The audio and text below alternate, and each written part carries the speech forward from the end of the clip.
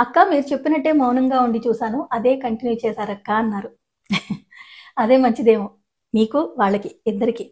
ఎందుకంటున్నానంటే మనం అనుకున్న వారైతే, మనతో ఉండాలి అనుకున్న వారైతే, మనం కావాలి అనుకున్న వారైతే 99 కారణాలు వదులుకోవడానికున్న ఒక కారణం ఉంటుంది చూడండి మీతో కలిసి ఉండడానికి. దాని గురించి ఆలోచిస్తారు. దాంతోనే ఉంటారు. మీతోనే ఉంటారు.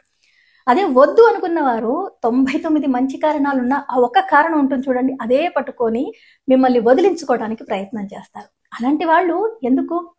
అంటే కావాలి అనుకున్న వాళ్ళు వస్తారు. వద్దు అనుకున్నారు కాబట్టి ఆ మౌనాన్ని కంటిన్యూ చేశారేమో, మిమ్మల్ని అర్థం చేసుకోలేదేమో. మీరు మౌనంగా ఎందుకున్నారు? ఎలాంటి గొడవలు వద్దని కదా మీరున్నది మౌనంగా. అది అర్థం చేసుకుంటే బాగుంటుంది. ఒక్కటి మాత్రం చెప్తాను. బ్రతిమాలి, బామాలి ఏ బంధాన్ని మనం కాపాడుకోలేం. వద్దు అనుకున్న వారు మీరు ఎంత బ్రతిమాలినా కూడా ఏదో ఒక కారణం వెతుక్కొని వెళ్ళిపోవాలి అనుకుంటే వెళ్ళిపోతారు. నేను చెప్పింది అదే కదా. అందుకే మనం ఏం చేయాలి? మన లక్ష్య సాధన దిశగానే మన దృష్టి పెట్టాలి. మనం ఎదగడానికి దృష్టి పెట్టి మనం ఎదుగుతూ ఉంటే ఏమో రావాలి అనుకున్న వాళ్ళు వస్తారు, వద్దు అనుకున్న వాళ్ళు వెళ్తారు. జీవన ప్రయాణంలో ఎంతో మంది వస్తూ ఉంటారు, పోతూ ఉంటారు. కానీ నీ జీవితం మాత్రం ముందుకే వెళ్తుంది. ఎందుకంటే చివరి మజిలీ చేరేదాకా తప్పదు ప్రయాణం. ప్రయాణం చేస్తూనే ఉండాలి కదా. అదే జీవితం, కష్టమైనా సుఖమైనా. అంతే.